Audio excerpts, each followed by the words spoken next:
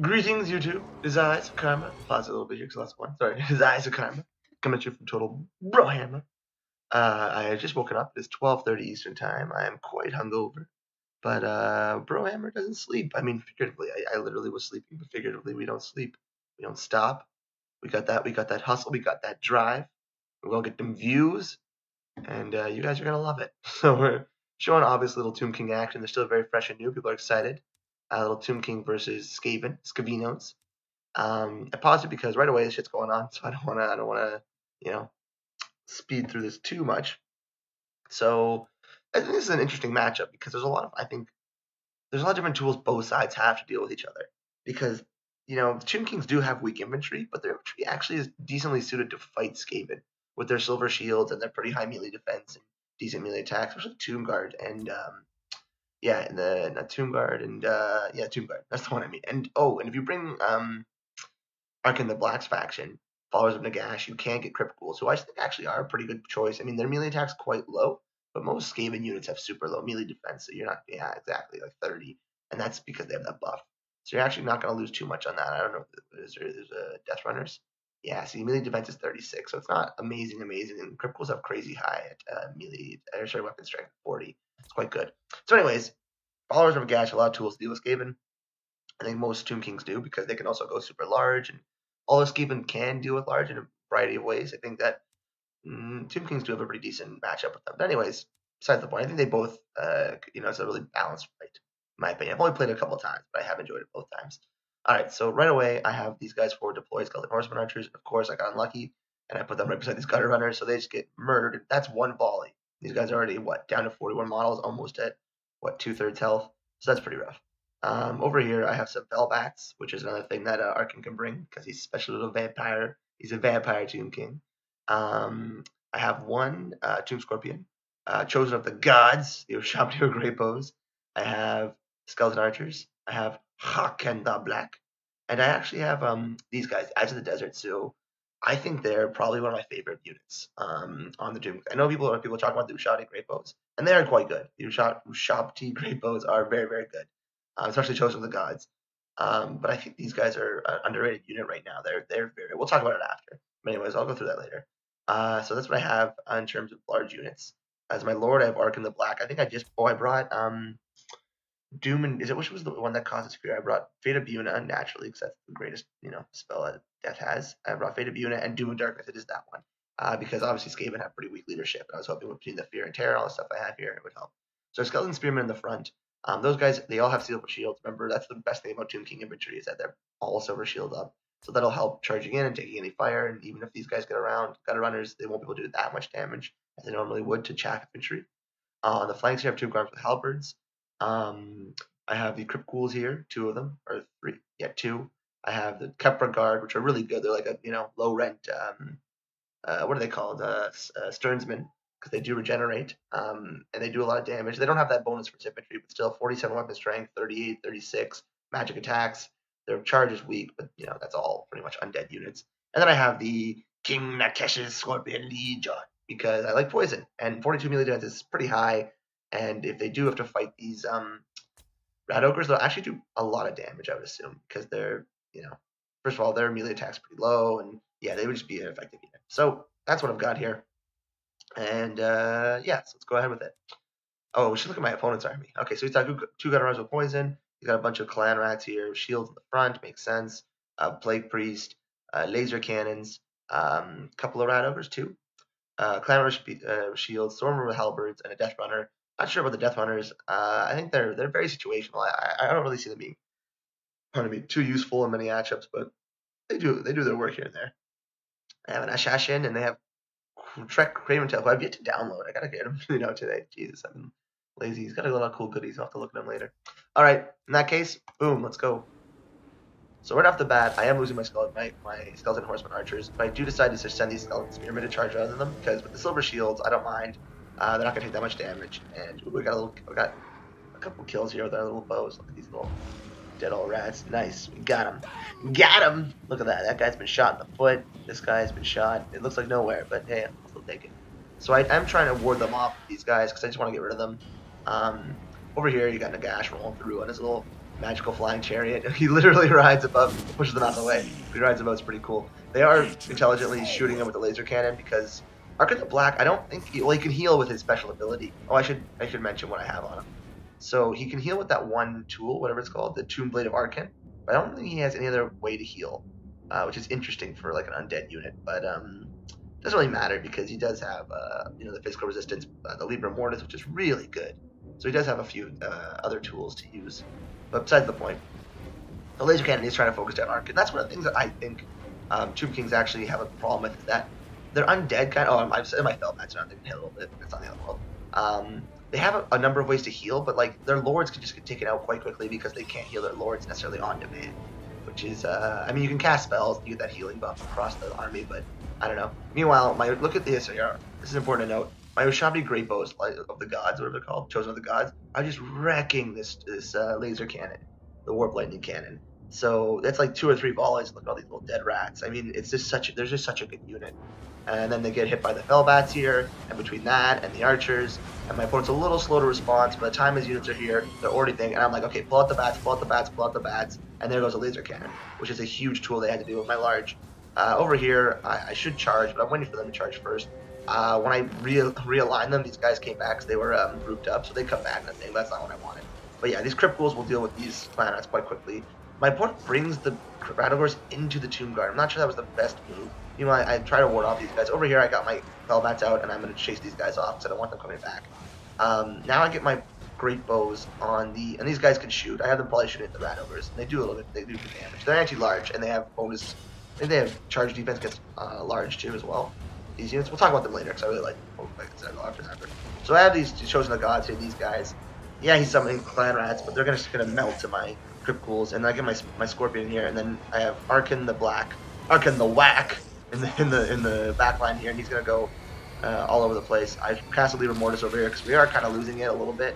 He does get a unit. Oh, he does get an assassin here, but now I have the Eyes of the Desert here, and they're gonna make short work of the assassin. Oh, and I cast Doom of Darkness on these units too.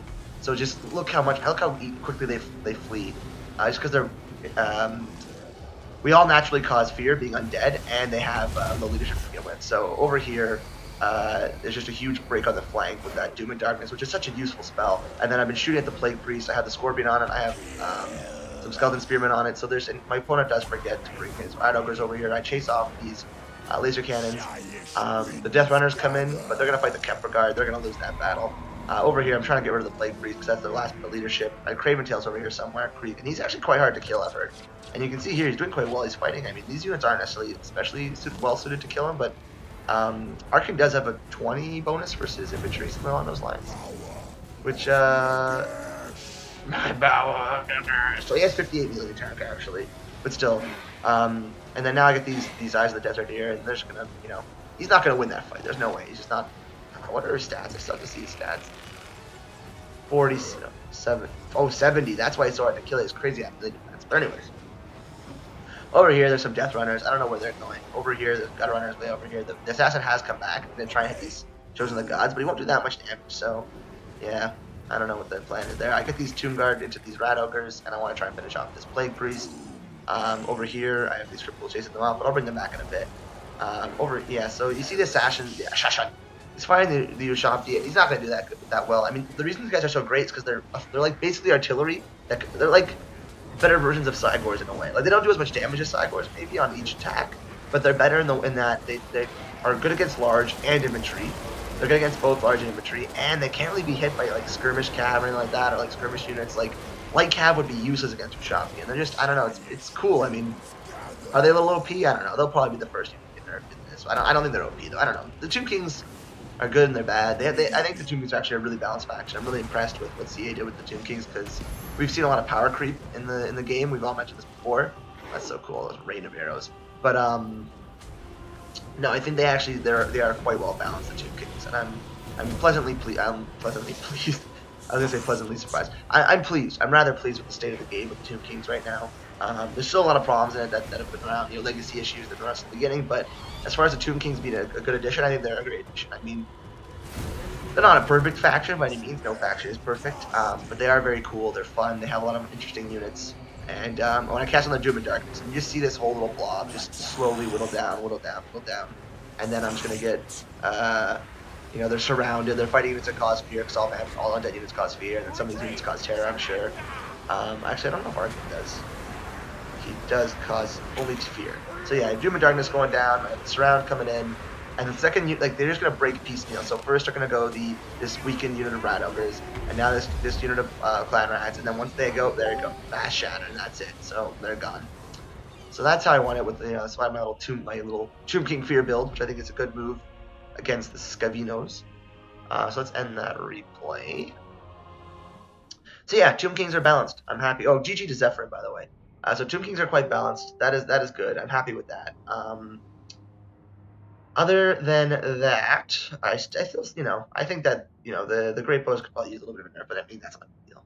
And who knows, maybe that would make them kind of weak. Oh no, I wanted to talk about this. Doesn't matter. So yeah, so the battle, you know, was a little bit of a strong victory for the Tomb Kings. But I want to go and look at some of their units real quick. I'm sure other people have done more extensive analyses. But this is my analysis, so you guys know you want to hear it. So, Eyes of the Desert are, I think, a fantastic unit in a lot of ways. First of all, they're fantastic because the other anti-large mobile units on the Tomb Kings are kind of silly in comparison. So, the other anti-large unit, although I don't know how these guys are, the regular Sepulchral Stalkers, what do they lose leadership, they lose melee, they lose defense, they lose missile damage. But we'll talk about that later. Do these guys also have charge defense against large? Oh, wow. Okay, so maybe both these units are pretty good. So anyways, here's what I want to talk about. The Necropolis Knights with Halberds are supposed to be like the Demi-Knight, you know, Demigryph Knights with Halberds version for the Tomb Kings, I would assume. But you look at the stat differential, and they have 96 less health, which isn't a big deal. Plus 10 armor, also not a big deal. 16 speed, which can be useful in certain situations. I mean, 66 is still in that, like, you know, mid-range speed. You're not going to catch fast cav. You're not going to catch... I mean, you won't catch units that don't cause poison, like, I don't know, units that can run, like gutter runners with poison. You're probably not going to catch them. But 66 is still, you know, moderate speed. You'll catch Forsaken. You'll catch pretty much all infantry units that are fleeing. So, you know, there is something to be said about that speed. But I mean, 50 is also in that same range. They're both kind of in that mid-tier speed level. 2 more melee attack, causing poison, not bad. But you lose 11 melee defense, which is nothing to stop at. You lose 28 weapon strength. Okay? And that's a big deal, because if you also look at it here, they have a bonus versus large of 28. So they'll go to 78. These guys have a bonus versus large of 21, which is 7 less. But they go up to 100 damage per attack, weapon strength rather, per attack. And their melee attack goes up to 51, so it looks low. But against large units, it's 51, which is really high. Well, 51, yeah, it's quite high. No, it's really high, what am I saying? And then, okay, you lose some of the charge bonus, that's true. But you never want to charge with these guys, because they have charge defense against large. So you plop them down somewhere. You get this volley of 138 poison armor-piercing damage. They come in. They don't do that much damage on charge because of that anti-large charge bonus. And then you're doing really high damage on really high attack value. And you're not losing that much. Obviously, they only have 3 volleys, but that'll still do some serious damage. And the poison is pretty effective. Again, you lose the poison, so it's not as cut and dry as one is so superior to the other. But I do think that in terms of mobile anti-large options, Eyes of the Desert are the way to go. And I'll show you a couple more videos. They seem to really perform really well for me. I don't know, maybe even I didn't realize that you guys also have charge defense against large. What's their anti-large bonus? Exact same. So really, you're not really losing that much with these guys. Oh, but they have stock, right? That's another reason I like these guys, because they have stock. These guys don't have stock, regular ones. Oh, they do have stock. No, that's hide, sorry. Yeah, so stock is huge, especially before deploy. The reason stock is huge because let's say you're fighting Skaven and they have the laser cannons. They can't see these guys. They cannot see them. So they're safe, whereas these guys can get sniped out. So basically any artillery is going to be kind of useless against Eyes of the Desert, which is fantastic. Not to mention it's good for laying traps against cav. Again, they won't be able to catch the cav, which is true.